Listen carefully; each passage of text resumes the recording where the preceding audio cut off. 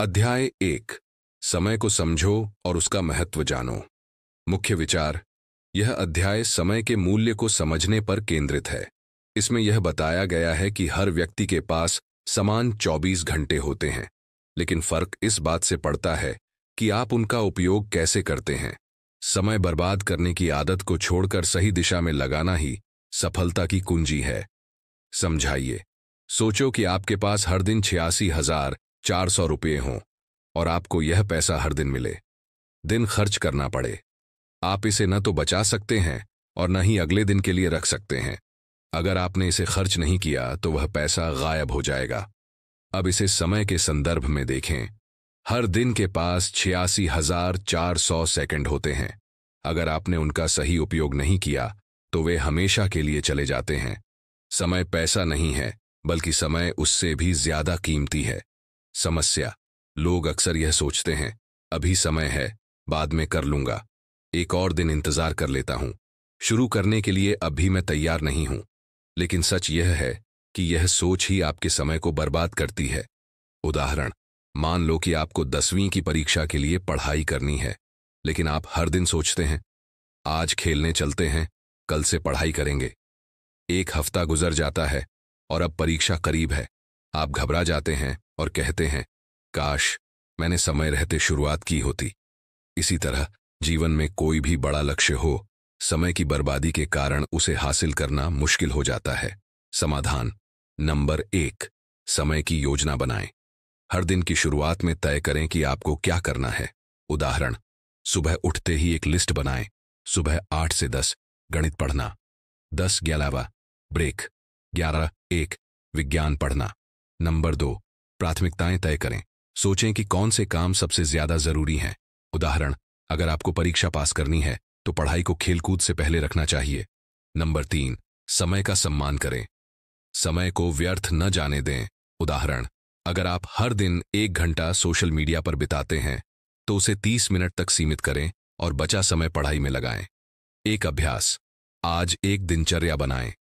उसमें कम से कम 3 जरूरी काम लिखें और उन्हें समय पर पूरा करने की कोशिश करें। इस अध्याय का सबक। समय किसी का इंतजार नहीं करता, यह हर पल चल रहा है। अगर आप इसका सही उपयोग करेंगे तो आप अपने सपनों को हासिल कर पाएंगे।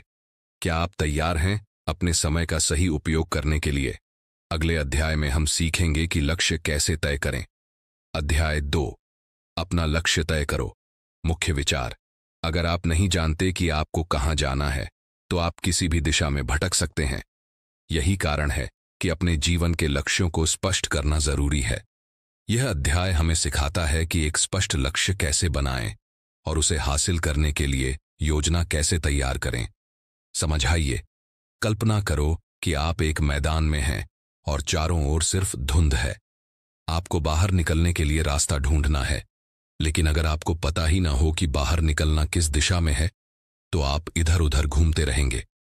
इसी तरह जीवन में भी अगर आपका लक्ष्य स्पष्ट नहीं है तो आप समय और ऊर्जा बर्बाद करेंगे।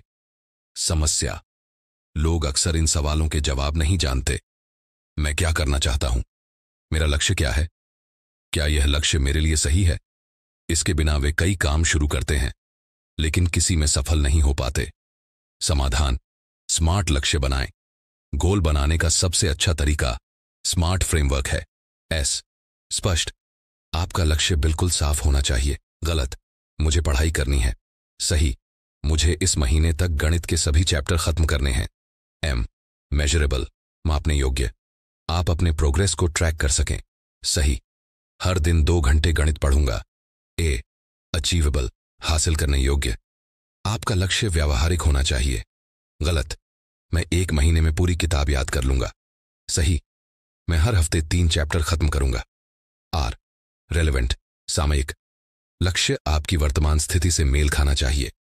सही, परीक्षा पास करने के लिए पढ़ाई करूंगा। टी। टाइम बाउंड, समय सीमा के साथ, हर लक्ष्य की समय सीमा होनी चाहिए। सही, अगले 30 दिनों में यह काम पूरा करना है। उदाहरण, मान लो कि तुम्हारा सपना एक डॉक्टर बनना है। नंबर 1, स्पेसिफिक, मुझे मेडिकल प्रवेश परीक्षा पास करनी है। नंबर 2, मेजरेबल, मुझे अगले 6 महीनों में बायोलॉजी और केमिस्ट्री के सभी टॉपिक्स तैयार करने हैं। नंबर 3, अचीवेबल, हर दिन 4 घंटे पढ़ाई करूंगा। नंबर 4, रेलेवेंट, डॉक्टर बनने के लिए यह परीक्षा पास करना जरूरी है। नंबर 5, टाइम बाउंड, 6 महीने बाद होने वाली परीक्षा में यह लक्ष्य हासिल कर लूंगा। अभ्यास। नंबर 1, आज एक पन्ना लो और उसमें 3 स्मार्ट लक्ष्य लिखो। नंबर 2, अपने हर लक्ष्य के साथ एक समय सीमा तय करो। इस अध्याय का सबक, आपका लक्ष्य आपकी मंजिल है। अगर वह स्पष्ट है तो आप सही दिशा में काम करेंगे। अगले अध्याय में हम जानेंगे कि डर और संकोच से बाहर निकलकर पहले कदम को कैसे उठाएं। अध्याय 3, डर और संकोच से बाहर निकलो। मुख्य विचार, डर और संकोच वह दीवार है जो हमें हमारे लक्ष्यों तक पहुंचने से रोकती है। यह अध्याय बताता है कि डर को पहचानना और उसे पार करना क्यों जरूरी है। डर को खत्म करना संभव नहीं है, लेकिन उससे लड़कर आगे बढ़ा जा सकता है। समझाइए। डर 2 प्रकार का होता है। नंबर 1, वास्तविक डर, रियल फियर, जैसे आग में हाथ डालने का डर, यह आपको सुरक्षित रखता है। नंबर 2, कल्पित डर, इमेजिन फियर, जैसे अगर मैं असफल हो गया तो लोग क्या कहेंगे। यह आपकी कल्पना में बना डर है जो अक्सर आपको रोकता है। कल्पना करो कि तुमने एक कविता लिखी है और उसे स्कूल में सुनाना है। तुम्हें डर लगता है कि अगर लोग तुम्हारी हंसी उड़ाएंगे तो क्या होगा, लेकिन असल में यह डर सिर्फ तुम्हारे दिमाग में है। समस्या, डर की वजह से लोग कोई नया कदम उठाने से कतराते हैं, असफलता का सामना करने से बचते हैं, अपनी क्षमता को सीमित कर लेते हैं। उदाहरण, एक छात्र जिसे गणित में कमजोर माना जाता है, वह डर के कारण गणित के सवाल हल करने की कोशिश ही नहीं करता। नतीजा यह होता है कि वह कभी सीख ही नहीं पाता। समाधान, डर को दूर करने के लिए 3 चरणों की प्रक्रिया अपनाएं। नंबर 1, डर को पहचानें। सबसे पहले यह समझें कि आपका डर असली है या सिर्फ आपके दिमाग की उपज। उदाहरण, अगर आप असफल होने से डरते हैं तो सोचें कि सबसे बुरा क्या हो सकता है। अगर मैं गणित का सवाल हल नहीं कर पाया तो क्या होगा, बस सीखने का एक और मौका मिलेगा। नंबर 2, छोटे कदम उठाएं। बड़े लक्ष्यों को छोटे छोटे हिस्सों में बांटें। हर छोटे कदम से डर कम होगा। उदाहरण, अगर आप भाषण देने से डर रहे हैं तो छोटे कदम उठाएं। डरते हैं तो पहले दोस्तों के सामने बोलने की कोशिश करें। नंबर 3, डर का सामना करें। डर को टालने से वह बढ़ता है, उसका सामना करने से वह कम हो जाता है। उदाहरण, अगर आपको पानी से डर लगता है तो पहले शैलो पानी में खड़े होने की कोशिश करें। धीरे धीरे तैरना सीख सकते हैं। अभ्यास। नंबर 1, एक पन्ने पर अपने 3 सबसे बड़े डर लिखें। नंबर 2, हर डर के लिए एक ऐसा कदम तय करें जो आपको उससे लड़ने में मदद करे। उदाहरण, डर, मैं परीक्षा में फेल हो सकता हूं। कदम, हर दिन 2 घंटे पढ़ाई करूंगा। इस अध्याय का सबक, डर आपकी कल्पना में बना हुआ एक दुश्मन है। जब आप उसका सामना करते हैं तो वह छोटा हो जाता है। अगले अध्याय में हम सीखेंगे कि अपने लक्ष्य को हासिल करने के लिए पहला कदम कैसे उठाएं। अध्याय 4, पहला कदम उठाओ। मुख्य विचार, कोई भी बड़ा लक्ष्य बिना पहले कदम के शुरू नहीं हो सकता। यह अध्याय बताता है कि शुरुआत करना क्यों सबसे मुश्किल होता है और इसे आसान कैसे बनाया जा सकता है। सबसे महत्वपूर्ण बात यह है कि परफेक्ट शुरुआत का इंतजार न करें। समझाइए। सोचो कि तुम्हारे पास एक बड़ा पेड़ है और तुम उसे काटना चाहते हो। अगर तुम सिर्फ उस पेड़ को देखते रहोगे और सोचते रहोगे कि इसे काटने में कितना समय लगेगा, तो पेड़ कभी नहीं कटेगा। लेकिन अगर तुम कुल्हाड़ी उठाकर पहला वार करते हो तो काम शुरू हो जाएगा। इसी तरह किसी भी काम को शुरू करना आधी लड़ाई जीतने के बराबर है। समस्या, लोग अक्सर इन कारणों से शुरुआत नहीं कर पाते। डर, अगर मैं फेल हो गया तो क्या होगा। बहाने, मेरे पास समय नहीं है। परफेक्शन का इंतजार, मैं सही समय पर शुरू करूंगा। उदाहरण, एक छात्र जो रोज सोचता है कल से पढ़ाई शुरू करूंगा, लेकिन कल कभी नहीं आता। समाधान। नंबर 1, छोटे कदम उठाओ। अपने बड़े लक्ष्य को छोटे छोटे हिस्सों में बांटें। उदाहरण, अगर तुम्हें पूरी किताब पढ़नी है तो हर दिन सिर्फ 5 पन्ने पढ़ने का लक्ष्य रखो। नंबर 2, परफेक्शन का इंतजार मत करो। शुरुआत करना परफेक्शन से ज्यादा जरूरी है। उदाहरण, अगर तुम लिखने में कमजोर हो तो पहले छोटा लेख लिखो, बाद में उसमें सुधार कर सकते हो। नंबर 3, हर दिन एक काम करो। आदत बनाओ कि हर दिन अपने लक्ष्य की ओर एक छोटा कदम उठाओ। उदाहरण, अगर तुम दौड़ने की आदत डालना चाहते हो तो पहले दिन सिर्फ 5 मिनट दौड़ो। नंबर 4, खुद को प्रेरित रखो। याद रखो कि क्यों तुमने यह लक्ष्य चुना है। उदाहरण, अगर तुम डॉक्टर बनना चाहते हो तो अपने लक्ष्य की तस्वीर अपने कमरे में लगाओ। उदाहरण, मान लो तुम्हें गणित में कमजोर चैप्टर पर काम करना है। नंबर 1, हर दिन 30 मिनट उस चैप्टर के आसान सवालों को हल करो। नंबर 2, हफ्ते के अंत में अपने काम की प्रगति को देखो। नंबर 3, धीरे धीरे मुश्किल सवालों की ओर बढ़ो। अभ्यास। नंबर 1, एक पन्ने पर वह काम लिखो जिसे तुम लंबे समय से टाल रहे हो। नंबर 2, तय करो कि आज ही उसके लिए पहला कदम क्या उठाओगे। उदाहरण, अगर तुम सुबह जल्दी उठने में असमर्थ हो तो अलार्म लगाकर कल 15 मिनट पहले उठने की कोशिश करो। इस अध्याय का सबक, शुरुआत करना सबसे बड़ा कदम है। एक बार जब तुम पहला कदम उठा लेते हो तो अगला कदम उठाना आसान हो जाता है। अगले अध्याय में हम सीखेंगे कि कैसे निरंतरता बनाए रखें ताकि हम अपने लक्ष्य तक पहुंच सकें। अध्याय 5, निरंतरता बनाए रखो। मुख्य विचार, कोई भी बड़ा लक्ष्य सिर्फ शुरुआत करने से पूरा नहीं होता।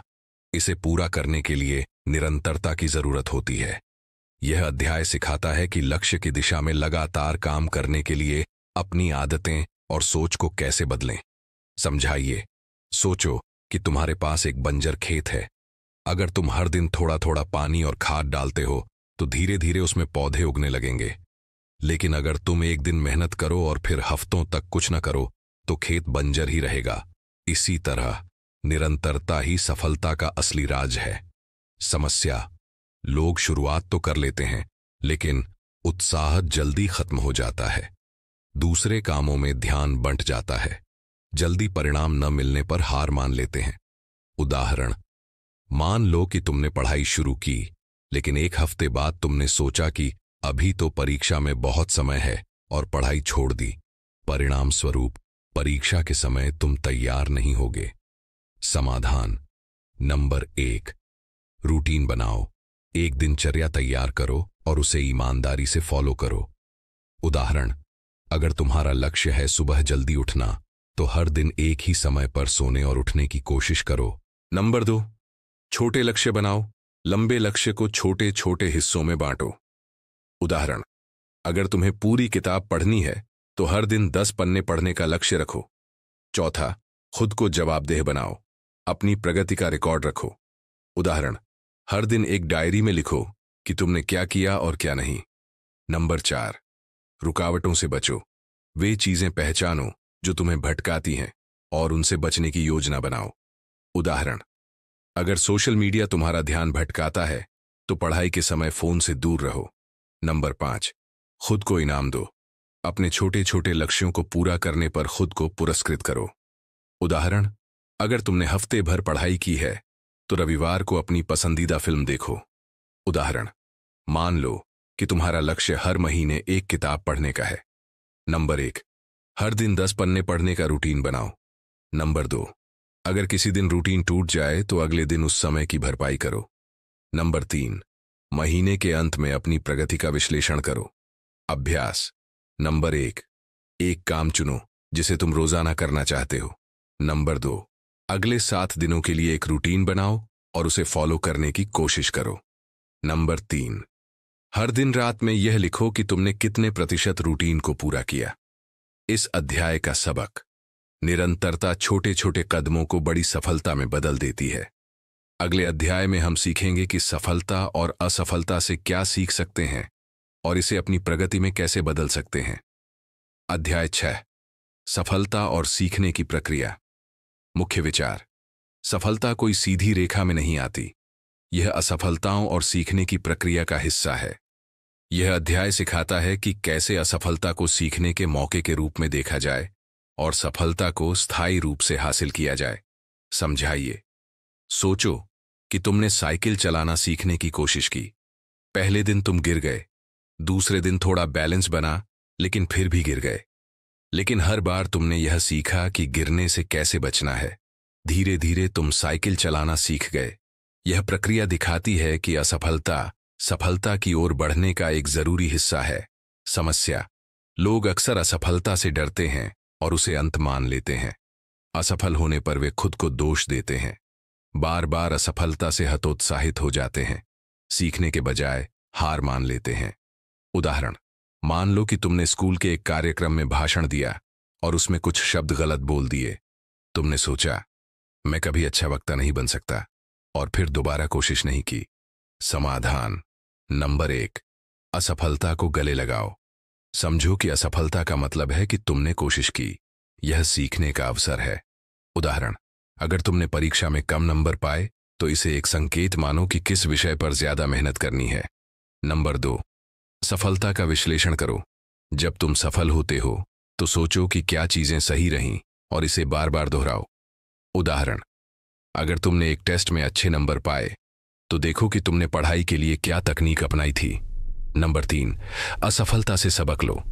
हर असफलता के पीछे का कारण खोजो। उदाहरण, अगर तुमने एक खेल में हार मानी तो सोचो कि क्या तुम्हारी प्रैक्टिस कम थी या रणनीति सही नहीं थी। नंबर 4, लचीलापन विकसित करो। हर असफलता के बाद दोबारा खड़े होने का साहस रखो।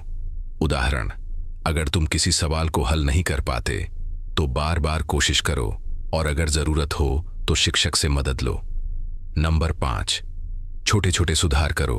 हर बार अपनी प्रक्रिया में थोड़ा थोड़ा सुधार करते जाओ। उदाहरण, अगर तुम गणित के सवाल हल करने में समय लेते हो तो पहले आसान सवालों से शुरुआत करो और धीरे धीरे मुश्किल सवालों की ओर बढ़ो। उदाहरण, महान वैज्ञानिक थॉमस एडिसन ने 1000 बार असफल होने के बाद बल्ब का आविष्कार किया। जब उनसे पूछा गया कि क्या उन्हें इतनी असफलताओं पर पछतावा है तो उन्होंने कहा, मैंने असफलता नहीं पाई, मैंने 1000 तरीके सीखे कि बल्ब कैसे नहीं बनता। अभ्यास नंबर 1, अपने जीवन की एक असफलता लिखो। नंबर 2, सोचो कि उस असफलता से तुमने क्या सीखा।